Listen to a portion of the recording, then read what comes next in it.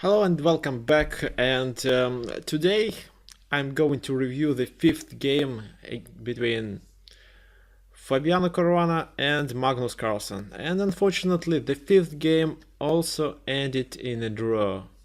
Nobody could win, but I liked the way how Fabiano Caruana tried to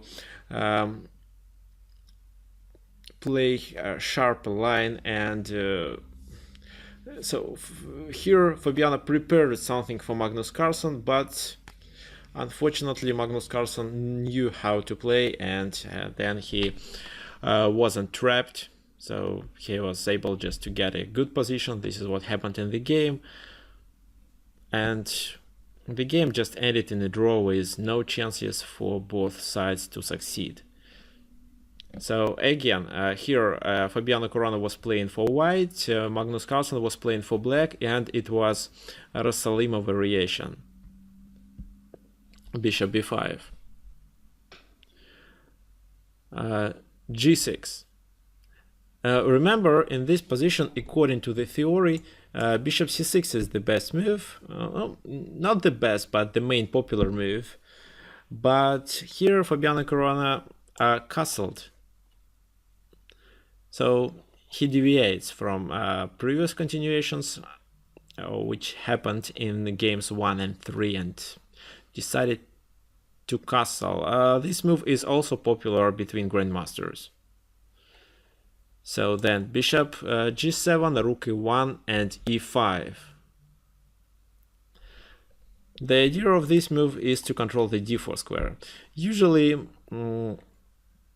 white here plays c3 with the idea to advance the pawn to d4, but after knight g to e7, he has not enough resources to play d4, because here white has only 3 defenders, while black has 4 attackers. And if white trades his bishop for the knight, the other knight occupies the square and still attacks on d4. That's why in this position, maybe not that's why, but it was Caruana's preparation, he played b4. That's a very interesting move, very looks very common for those who play Evans Gambit. The idea is to distract the c-pawn and get the control over the d4 square. At the same time, this move can help to activate this bishop. For example, c takes on b4, which is actually a weak move, then a3 can be played. If b3, c takes on b3, there is no advantage for black. Black sacrifices the pawn back, but he doesn't really get anything. If b takes on a3, then knight a3 or even bishop a3. So white sacrificed the pawn, but he's much better and his pieces are much better. For example, knight g7, bishop d6, blocking the d pawn and attacking on e5. b6, knight c3, knight goes to d5, then castle, and then we can take the pawn on e5 or just play knight d5 if we want.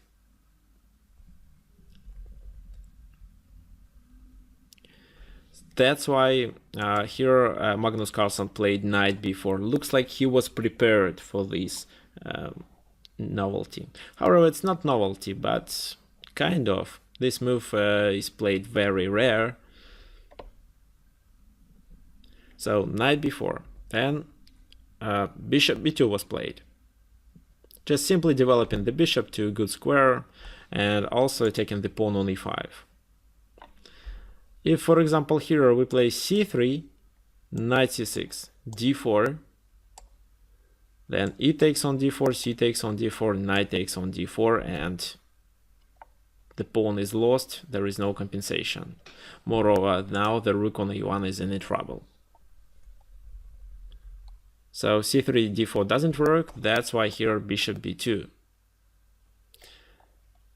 a6 in this position.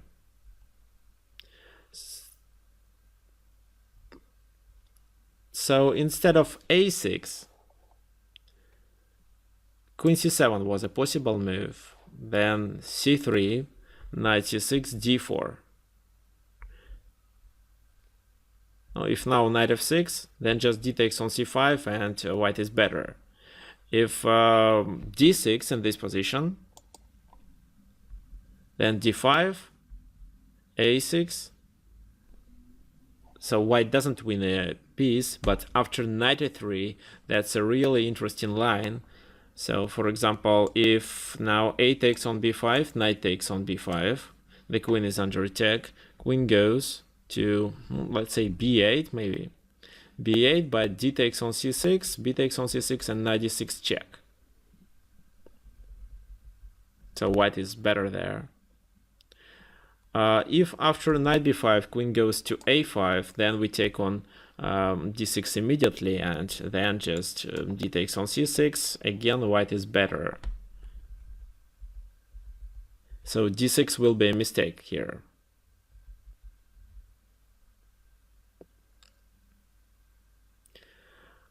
Okay, so instead of queen c7, a6 was played in the game, and yes, this move was better than any others, as I think. So what to do with the bishop? Bishop c4 doesn't make sense because of b5. Bishop f1 can be played. But this move actually doesn't make much sense because after knight c6, white can't take on c6 with the bishop, and black is still one pawn up, and that's much for this position. That's why here it was played a3. A takes on b5, a takes on b4. If, for example, knight c6 in this position, then bishop takes, d takes, and knight e5. So then this pin is not dangerous for white because of knight d3 or knight c4.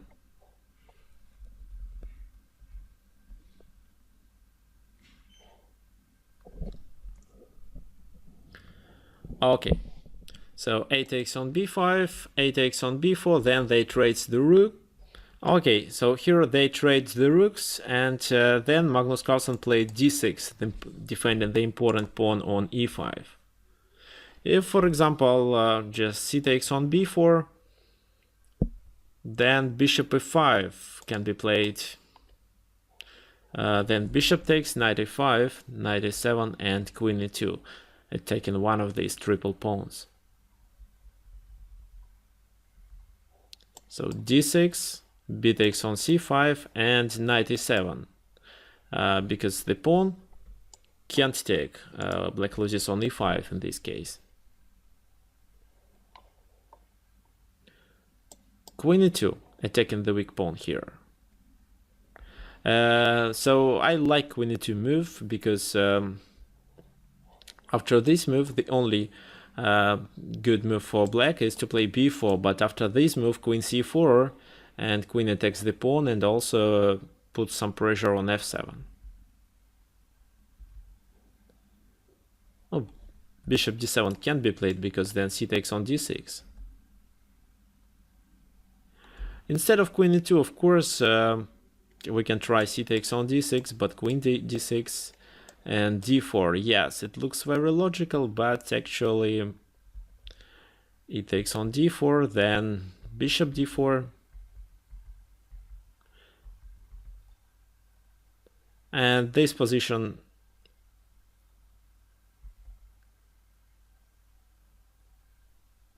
doesn't really provide white with much advantage. Of course, here the pawns are weak, but at the same time black pieces can be more active than white, and he has a bishop, while white has a pair of knights. So here queen e2 looks stronger. b4, queen c4.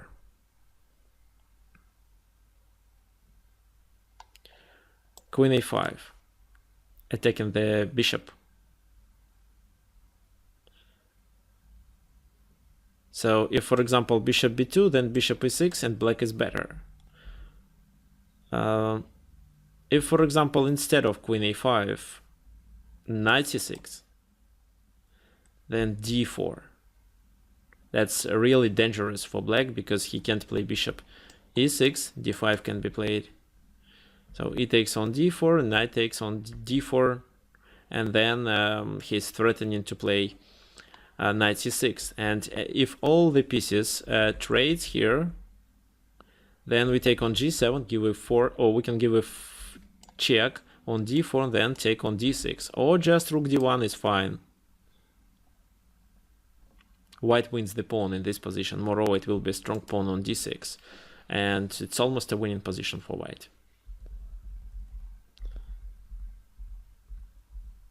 Okay, so b4, then queen a5, queen c4, queen a5. C takes on d6, and bishop e6 was played.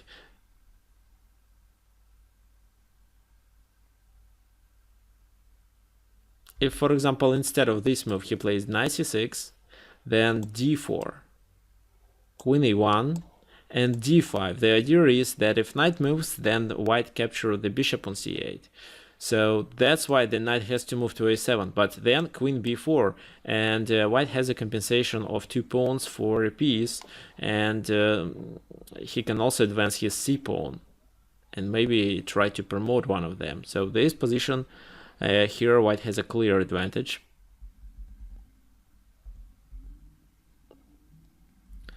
Okay, that's why bishop e6 was played. And the only move is queen c7. If, for example, queen e2, with the idea not to trade the queens, then queen a1, d takes on e7, and queen a6, trading the queens. So, and then black just takes the pawn on e7. That's why queen c7. So now the bishop is not hanging because we are threatening the checkmate on e7. Queen takes, pawn takes, and knight c6 to protect the pawn on e5. The pawn on c7 dies anyway. In this position it was c3 played. However, another good move was rook d1. Just preparing to open the position with d4. Well, for example, king d7, d4.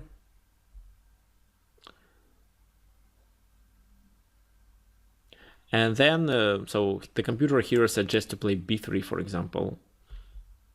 And there are a lot of lines. So, for example, c takes on b3, bishop takes on b3, the rook is under attack. If knight takes e5, king takes c7. Because knight takes on e5, it doesn't work. But if the king takes on c7, then it's fine. C takes on b3, rook a8, attacking the bishop. Then, for example, we move with the knight to protect the pawn on b3. But bishop e5 and rook a2. Here, white is 1 pawn up, but black pieces are too active.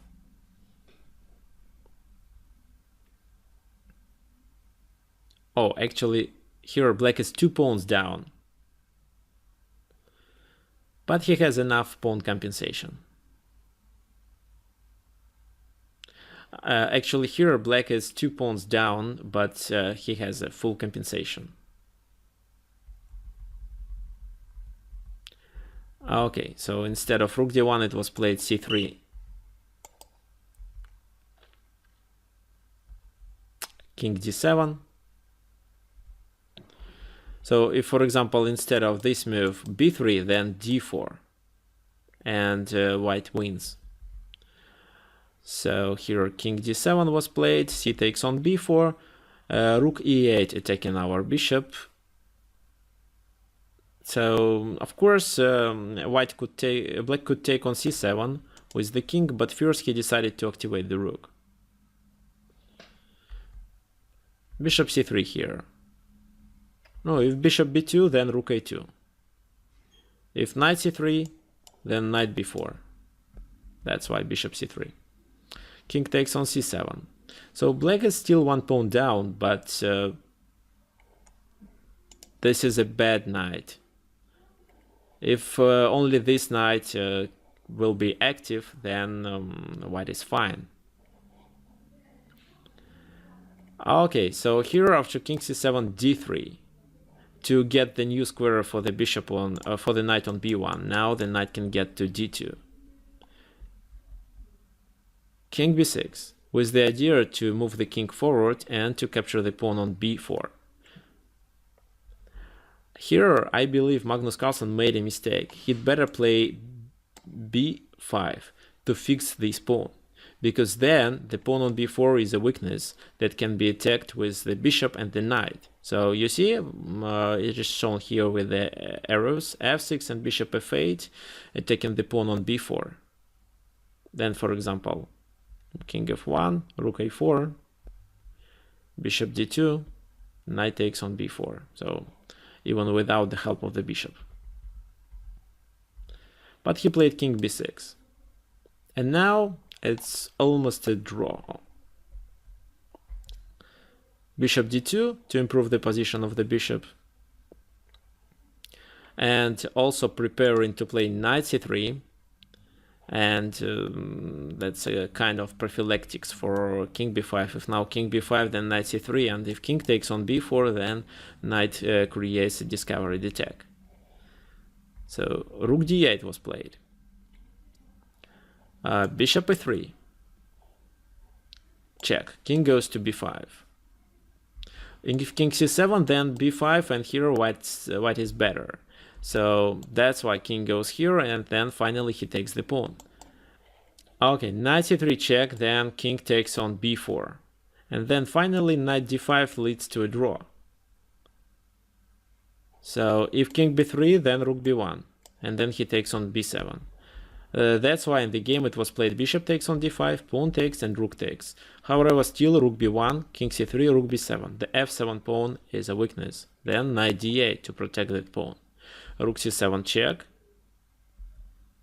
king d3. Black is a pawn up, but white is too active, and the d8 knight is stuck there. It has to protect the f7 pawn. And anyway, one of these pawns will be lost.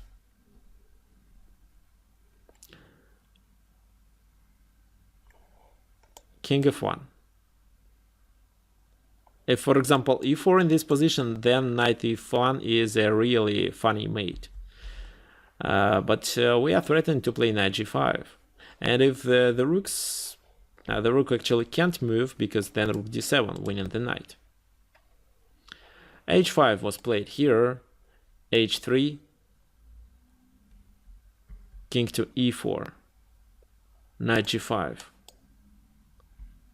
5, and then he finally lost the pawn on f7, and then it's an absolute draw. Black offered a draw here, because then we see here three pawns against 3, and so all the pieces are fine, so no passive pieces. The king is located, the king on e2 is able to protect everything. If, for example, instead of king a4, bishop f8, then g4, h takes on g4, h takes on g4, bishop b4, here just knight e5, because then after rook d7, black is losing this knight on d8. So that's why the game finished here, and it was a draw, unfortunately. Let's see what happens in the game number 6.